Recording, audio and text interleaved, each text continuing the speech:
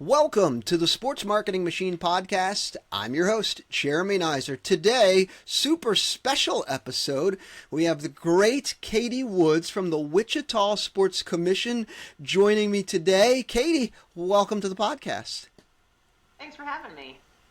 Super excited to have you. Wichita Sports Commission, you had the NBC World Series just wrapped up, so we'll dig into that. But before we get into sports and what you've been doing on the marketing side, let's talk a little bit about your background, how you got to Wichita in the first place, and then what you've been doing working in sports over the years. Yeah, I kind of accidentally got into sports. So my degree is public relations and journalism from Cal State Northridge. And then I interned for the Astros in their community relations department. And so that was my kind of first foray into sports on the pro side. And then interned for the Frisco Rough Riders. And then my whole career up until now has been minor league baseball. So I was with the Everett Aqua Sox in the Northwest League for 7 years, which is how you and I originally got connected. Mm-hmm. And then the Lancaster Jethawks in the California League had a stop outside of baseball and marketing for a little bit, back in baseball, and then I moved to Wichita to work for the Wind Surge, so for the AA affiliate here, and then ended up with the Sports Commission. Yeah, you've traveled a little bit, been there, seen it, done it, and your experience not only is just professional sports, but the outside perspective. Having worked outside of sports, you gain a deeper understanding and appreciation for a lot of things that you did in sports, and have a different perspective. So all that's good stuff. So you opened the ballpark in Wichita. What was that like? Yeah, it was really neat. You know, the ballpark was supposed to open for 2020 and then obviously didn't. And so to be a part of that opening, I think we got the go-ahead to go to almost full capacity like 2 weeks before the event. So Wichita State had their baseball game there, was the first event, and we had a little over, I think, 7,000 people. You know, coming right out of COVID to have an event that big and to really kind of see people get to see the ballpark they've been waiting and waiting and waiting for come to life was really exciting. Yeah, that sounds awesome. That's for sure. All right, we're going to talk a little bit about the NBC World Series, your marketing around it. You and I talked offline. Successful, a total wonderful tournament event. But for folks who don't know, the NBC World Series, what is it? NBC is not the television network, right? It is not. It's the National Baseball Congress, which started in 1935 in Wichita, Kansas. And it's actually a really cool story. If you have a chance to dig into Hap Dumont at all, Hap Dumont was a sporting goods sales guy and also a journalist and really wanted to put together this national tournament. And so convinced Wichita to build what later became known as Lawrence Dumont Stadium for the NBC World Series, and paid Satchel Paige $1,000 to bring his barnstorming team down to the first NBC. And that's like 20 grand in today's money. And the kind of story is he didn't have the money, but he thought this is going to be what's going to bring everybody here. This is going to be the marketing ploy. And it worked. And that was just a huge success of a tournament. And then we're going into next year being the 90th NBC World Series, all here in Wichita. That's fantastic. And the NBC World Series is not professional players. It's college baseball. Is that what it is? Yeah, so it's summer collegiate. It's kind of gone through a couple different iterations. It was semi-pro when there were a ton of semi-pro teams, and then it moved to summer collegiate. They've also had they've had military teams, so bases bring out their teams. They've had some international teams. They had the Kansas Stars, which was a group of all-stars from the major league or former major leaguers like Roger Clemens came and played. So it's kind of had always a little bit of a twist, but summer collegiate baseball is the main focus. And the NBC World Series has also have had a tradition of kind of being unique, almost a trend center before the Savannah Bananas, right? Oh yeah, they had all sorts of things like the pitch clock that Major League Baseball just implemented this year was in the 1960s, was in the NBC World Series. We have red, white, and blue bases, haptic, glow-in-the-dark baseball. You know, there's kind of always been these twists or these kind of like, let's try it and see. So a lot of that minor league baseball mentality or the Savannah Bananas mentality kind of before that was a thing. Yeah, that's great. Yeah, Bob from Salina was the one that wrote in. Is that, did I read that right? Yeah, it's great because we have all these books. I should have brought them, but, you know, we have these huge books that they used to do every year. And it was everything from the box scores for every single game from the previous year's tournament to articles about, you know, different players, different things. And so they had articles about the pitch clock, and then the next year they had letters to the editor, and one of them was from Bob from Salina talking about how great the pitch clock was and how it was going to revolutionize baseball because they really needed a kick, and this was in the 1960s, so it's pretty cool. Well, go figure. Bob from Salina would be really proud right now. Good stuff. Well, all that being said, so it's great traditions, a lot of history. You're coming in as a brand new marketing director, and you say, okay, well, I've got to start planning for the NBC World Series. Where do you start? Where did you start?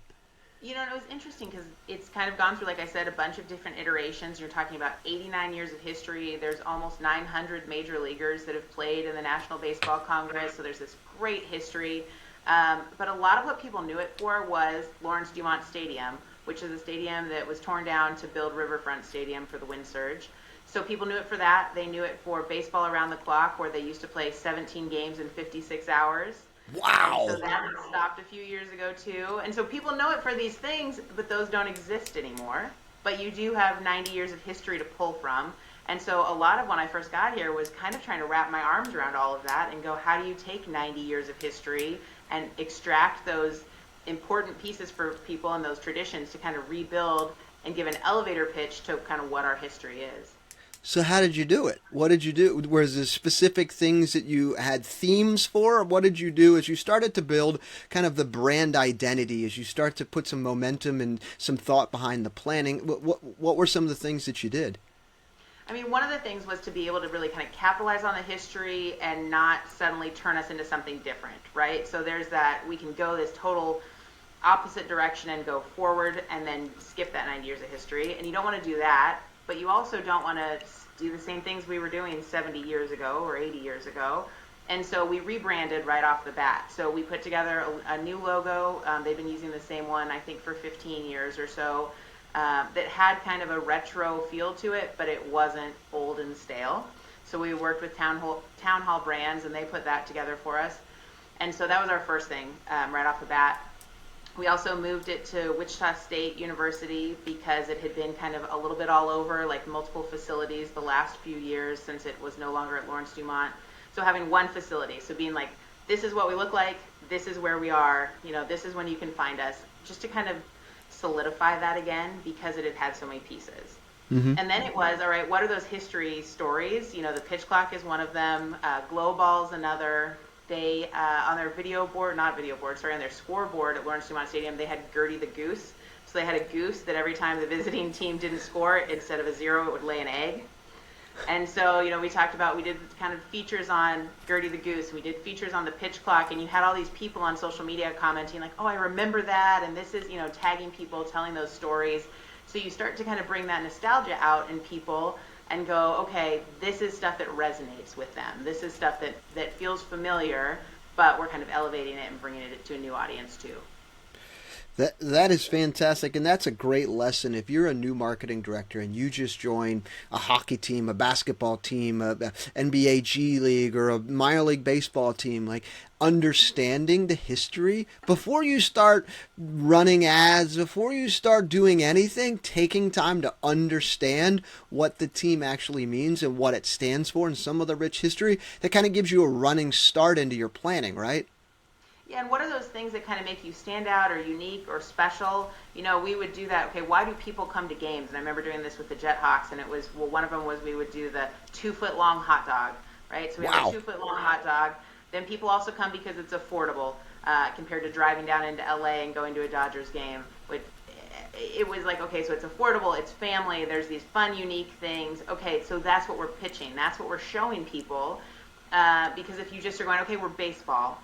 And I remember the first time I started to get involved with our marketing with the Aqua Sox, we'd been using an agency, and they sent the ads, and they were using these generic baseball photos. It was literally like a ball on grass. And I was like, that doesn't tell me anything. Yeah, is that Little League? Is that T-ball? Is that, you know, why am I going to that? And so I think figuring out what it is that makes your stadium or your team special, and it might be something like, I think about the, it's the ostrich peanut vendor that they had. Reading Phillies. The Reading Phillies. And that was one that I think just kind of like naturally had come, right? They had their peanut vendor dressed up like that. And so then it became this big thing. And then they were doing like giveaways and bobbleheads and all this kind of stuff. And so to go, That might not work anywhere else. But with that audience, it resonated and they leaned into it. And that's what makes difference, in your marketing is what's going to resonate with your audience, not just anybody's audience, but your audience. Yep. Yeah, a lot of ballparks across the country, specifically in minor league baseball, it's a lot of food things. So Rochester has the garbage plate. Stockton Ports have the asparagus, fried asparagus during the games, and I'm sure there's hundreds of more across the country. But yeah, those are the things. Hey, these are the things that stand out that people remember. Your 2 foot hot dog, 2 foot long hot dog. Absolutely, thinking about what makes you special and really kind of putting some emphasis behind that. So as you started to kind of work through that, you're posting on social media.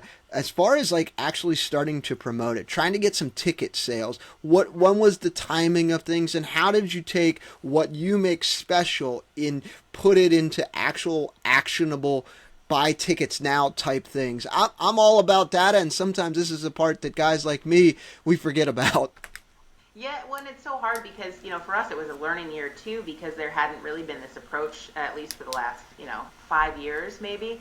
And so to kind of break it down to what is our audience, who is it, and it could be baseball fans, but it also, there's a national audience. Like we bring teams from Seattle and Santa Barbara to come out to Wichita, so there's a national audience for it too. So we did, social, we did traditional because traditional marketing still works in Wichita. That still definitely has a place here. But then we also did some marketing at the local Quick Trip, so the convenience store. And this was new for me coming from the West Coast. For me, a convenience store or gas station has always been like, if you're going on a road trip, you stop and get snacks, but otherwise you're just getting gas and you go. And in Wichita, people will be like, hey, I'm running the Quick Trip. You want anything? And like, I don't even know what the options are. And they're like, oh, well, I'm going to get some lunch. And I'm like, you're going to get lunch from Quick Trip? The convenience store?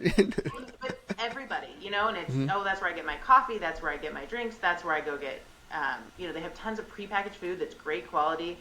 And so that's like a part of it. I call it like the convenience store culture of the Midwest. And so we started working with them because they also, there's a festival in town called Riverfest. They sell the buttons, which are entry passes to Riverfest at Quick Trip. So we approached Quick Trip and said, hey, what do you think about selling tickets for NBC? And so we ended up having countertop space there that had our branding. And one of the lines we really kind of went with was the idea that this is Wichita's summer tradition since 1935. For 89 years, this is what you do in Wichita in the summers. You go to the NBC World Series, and people could buy $5 tickets at Quick Trip. And instead of them being just pieces of paper, just kind of something cheap, we did kind of commemorative, retro-looking tickets, so that way there was something that was a takeaway. And so we did that there because it really resonated with our community. That's something that probably would have never worked in Lancaster or Everett, or I wouldn't have even thought of, but probably wouldn't have been the fit. And here, it made so much sense for us to partner with them. Yeah, that's fascinating. As you started to take a look at your audiences and your community, it's different in California and it's different in Washington than it is in Wichita. How did you, initially, was this one of those things where you're like, hey, I'm going to give us a try, or where everyone was like, hey, gung-ho, this is it, this is going to help us move some ticket sales? It was one of those that once we started talking to people about it, you had a lot of people who were like, oh, yeah, because they are trained to buy their buttons for Riverfest there. They know that's where you can buy event tickets. But even when I was talking to Quick Trip, my understanding is they really only do that in the Wichita market, that they have stores in Kansas City and things like that where this is not the same. But in Wichita, it's part of how people are used to buying their tickets or for an event. And so it just made a lot of sense as we talked to people, like, oh, that's great. And I heard so many people who maybe didn't buy tickets there, members of our advisory board, who were like, oh, I saw it at Quick Trip. Oh, I saw the signage at Quick Trip. And so it worked both as a ticket sales location for us, but just as marketing. It was like a billboard. Every time somebody went to go get their breakfast pizza or their, lunch hot dog or whatever, we were right there at the counter. Yeah, that's fantastic. And that, if you're not in that community, maybe an ad agency might come to you and say, hey, we're going to run Facebook ads, we're going to run XYZ ads, this is how you're going to spend your money. But knowing your community and understanding your audience, of course it resonated because you're elbow deep in understanding what that's all about. But you're right, in some communities, that wouldn't work. Absolutely would not work. And I think that's been one of the biggest things, as I've, like you said, kind of traveled between teams and different communities, is one, I learned something everywhere that I can take somewhere else. But then I also really have learned to listen. You just go in and you're like, okay, tell me about it, right? Like, what makes the NBC special? And I'll have people who are in their 70s or 80s telling me about, well, I remember when I used to come to the NBC as a kid with my grandparents, and I would ride my bike, and there used to be trains in the outfield, like there's a train track right past the outfield, and we would sit on top of the trains and watch games. You have other people who talk about, it's just amazing. Like, other people talk about, oh, so I used to be a bat boy, and I was a bat boy when Roger Clemens was here. Or, there's just kind of these layers of stories, and so you start to pick out those pieces of like, okay, that's what you still remember. That's what's still important. It's that multi-generational. It's that family. It's those unique things that are only in Wichita. And then you start to kind of like craft that picture of who we are and how we kind of push that forward. Yeah, that's fantastic. As far as ticket sales numbers go, do you feel like it sounds like from an advertising perspective, 100% great awareness about the convenience store marketing that you did, but as far as ticket sales, did it do pretty well? Yeah, we did really well with our quick trip tickets, but it was the first time we'd done it. So it was, now we have like this baseline, and then we know, but it was great too because they also were able to break down for us how many were sold by week and then how many were sold by store. So we were able to see kind of what areas, we had more people buying and when people were buying. And so that helps us with both that marketing for next year, but then just our general marketing for next year too. Yeah, so your other marketing, did you do billboards? Did you run digital? What did it all look like? Yeah, so we did billboards, TV, radio. We did some social media because obviously that's what you do now. Yep. And broken down and focused a little bit more. And then we worked with some local influencers too. There's a couple here. There's one Wichita mom who really is like family and has been really big on news and just kind of when you're like, what do I do with my family? That's where you go. And then Wichita Life is another one we worked with, and he's kind of evolved from doing mostly social media kind of events that are happening in the last few years to now he does a couple times a week email marketing that's everything happening in Wichita. Like, he'll do anything from like, here's the events to here's a deep dive into what's happening with like electricity in Wichita, or here's some zoning things that are happening, in these kind of bite-sized for everyone in the community pieces where it's not just, oh, I'm going to go see what's happening this weekend, but I'm going to learn something about my community. And so we did some paid art, marketing with him, but then he also on his own did like a deep dive into the NBC and the history of HAP and Satchel Paige and, kind of how special it is for Wichita. And so that was really cool to find those people who are making a difference in the community and getting the word out in different ways. Yeah, that's fantastic. Let's just talk really quick about the influencer. It was more of an awareness play, or were you trying to get ticket sales through them? And if so, how did you track it? So we did more kind of general awareness, but we did a few kind of focused things. So for Wichita Moms, for example, we partner with Evergy, and they do free tickets for any kid that's wearing a jersey. So if your kids play Little League and they show up wearing their Little League jersey, they get in free any day of the NBC. So with her, that was really one of the focuses for the families was that specifically. Whereas for Wichita Life, it was more that general awareness because you have so many people who are probably anyone over 30 in Wichita knows about the NBC, and that 30 to 40 crowd remembers a lot of coming as like teenagers and that sort of thing. But that younger crowd, it's a new event to them. So a lot of it was how do we just kind of spread the word and get people to know it's festival, your ticket's good for all day long, that there's also activities and music and, all these other things happening, and the caliber of baseball too. Yeah, so it sounds like you were very, very strategic on how you use your influencers, what you did on your billboards, and knowing, hey, the convenience store audience is this type of specific person. We're going to target to this specific person, and then the families, we're talking more about family-oriented things. So you were almost like, instead of like a spray and pray, you were almost like sniper rifle with specific things here. So that's awesome to be able to hear how you put together your marketing planning. And am I reading it right? More sniper rifle? Yeah, I think there was that general, kind of here's the awareness. But one of, I think, the things that made a big difference for us too is that people want those unique stories, right? Those like unique snippets pulled out for them. And so we had a member of our advisory board who now doesn't work in TV but had before. And so she helped us kind of go, okay, what are like 4 interesting stories about what's happening in the tournament? And there was a player from one team who is legally deaf. who's a pitcher for one of the teams. And so, she kind of had a pitch about him. We talked about how we were doing a circus night, and that was part of when HAP had started the tournament. It was because you couldn't have circuses on Sundays, but you could have baseball with entertainment. And so she had a little pitch on that. And so she kind of would send out to all the stations, hey, here's 4 or 5 interesting stories. And we had people really pick that up because we were doing a lot of the work for them instead of, hey, here's everything about the NBC World Series. And people go, that's too much. It's too much. Yep. Too long, didn't read, here's the bullet points, and people go, well, that's really interesting. And then they would come out and cover that one piece, and we were able to spread the word about the NBC in a much more targeted way, like you're talking about. Yeah, that's fantastic. So now the event's behind you. Looking back, how were ticket sales? Did you break records? Did you have a successful? How would you kind of, if you were to grade it, A through E, A being X, like I don't know, and B and so forth? Like what? How would you grade the NBC this year? I think for what we wanted to do for this year, I think it was great, and I think it was an A. As far as ticket sales, I think we're probably like a B, like where we wanted to be. But it was for this year a lot of that, like reintroducing the whole tournament and laying that groundwork and showing people this is what we want it to be. Because it's been in the last few years just baseball.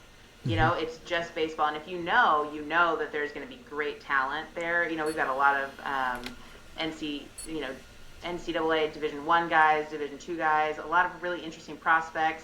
But if you don't know, you're like, well, it's just baseball. That's not for me. And so being able to reinvent that, show people. We had Maybelle Blair, who played in the original League of Their Own league. She came out to the NBC this year for our Women in Baseball night, and so we were able to do things for the general fan, but then also do like a Women in Leadership and Business night to go along with that, and it really had people going, I had no idea. I've never been to an NBC game before, and this is amazing.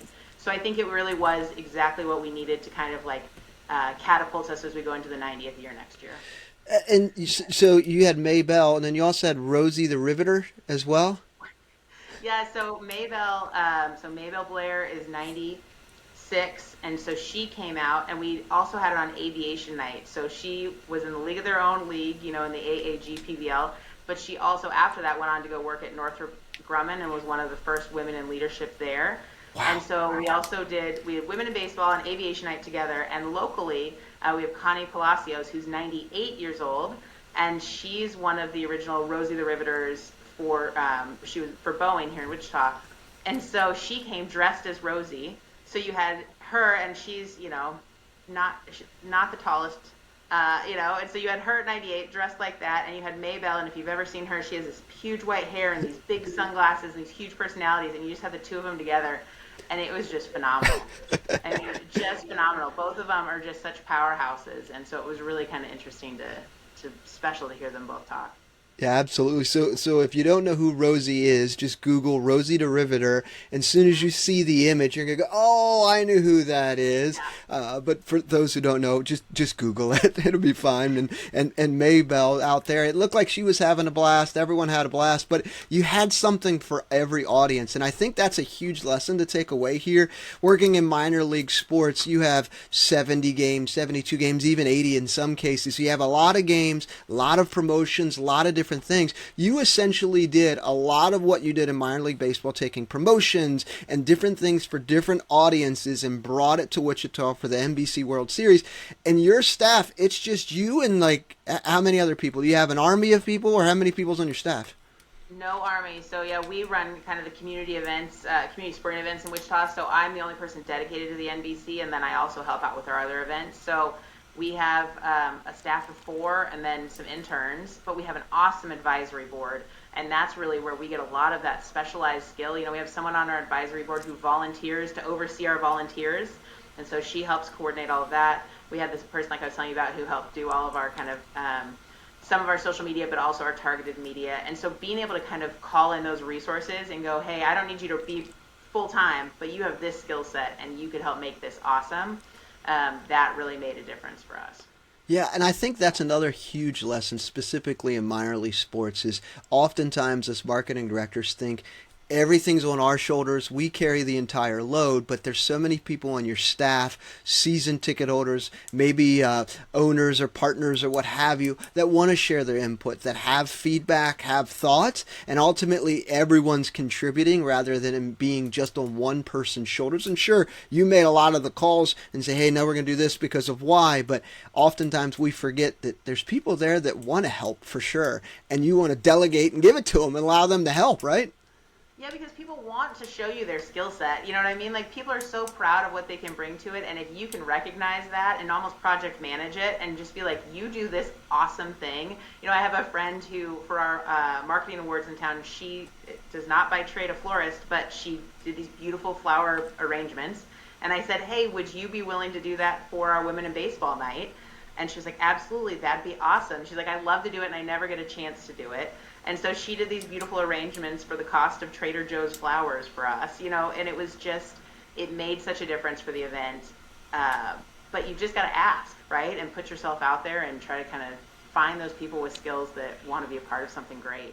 Yeah, absolutely. And I think the other lesson here too is all that you did, you were planning, you were talking, you were organizing, but it wasn't like, no, we're absolutely doing this. You were allowed people to kind of share feedback and inside information. And sure, some things probably work better than others, but it was just giving the opportunity for everyone to understand the why and everyone to be involved. And oftentimes, sometimes us marketing folks forget to share the why.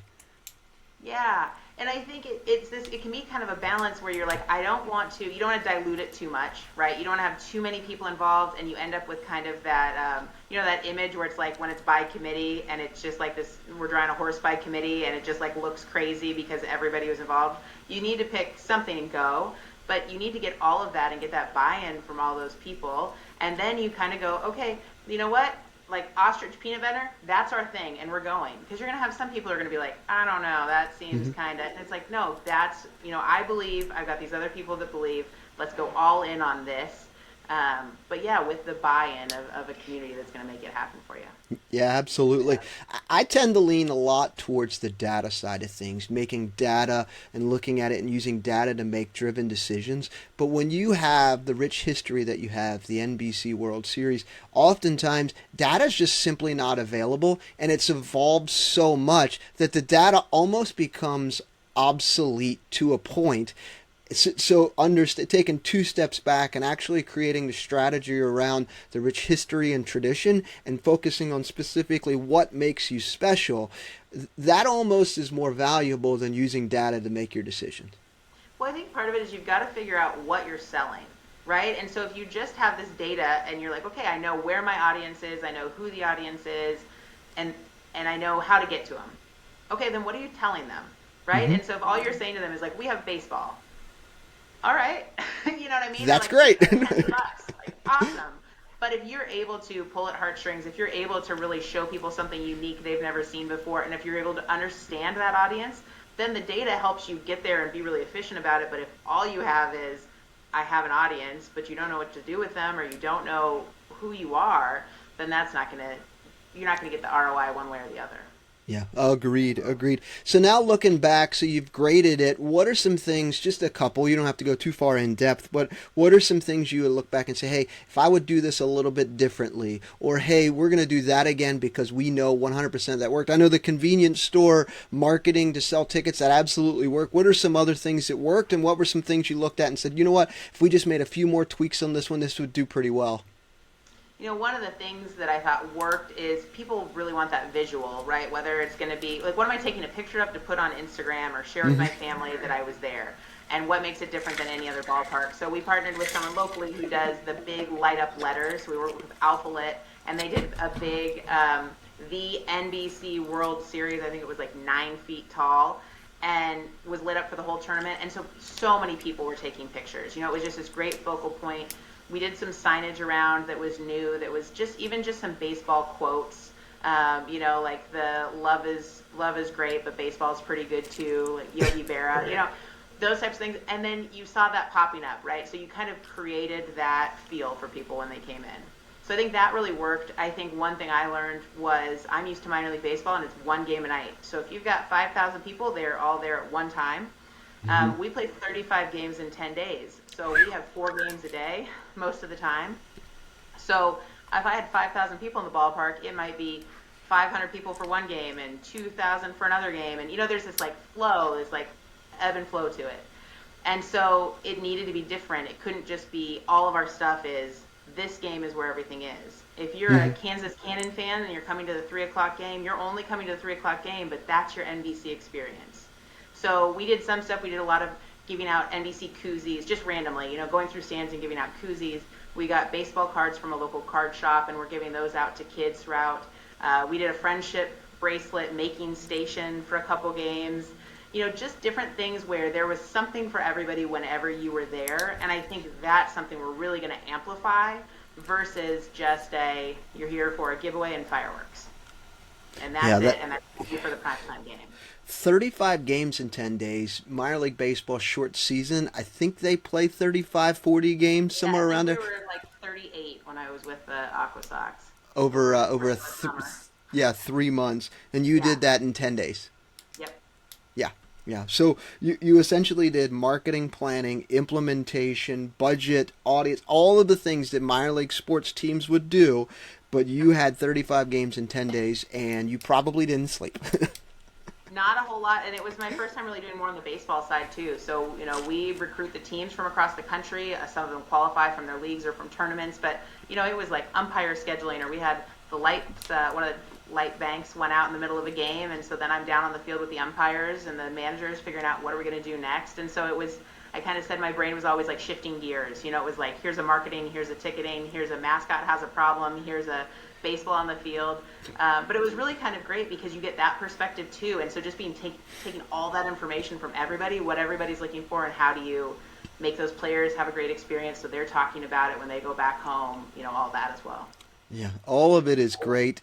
It's such a wonderful lesson about taking 2 steps back and understanding what makes you special and how do you continue to build upon it and market and promote what makes you special. How do you get people to your games and being creative with some different things. I mean, the TV, the outreach to the TV stations is fantastic. Bringing in old girls, professional baseball players, and doing some things with them, and community nights, and just all the different things that you did. When you stack it all together, you look back and you say, boy, that was a lot of work, but we had a tremendously successful tournament because so many people were involved to make it super special. So kudos to you and the team for having such a wonderful, wonderful event. I'm looking forward to it, hopefully eventually coming up and checking out a game maybe next year. But that is awesome. Great for you and great for the staff.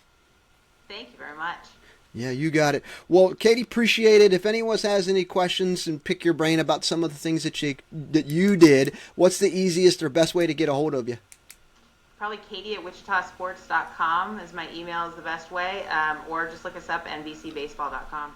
Perfect. Well, Katie, appreciate your time. Appreciate the insight and the info. Wonderful lesson for new marketing directors and a reminder for marketing directors who've been around it. Oftentimes, data is important, but taking 2 steps back and thinking through what makes you special, I think that's such a great reminder.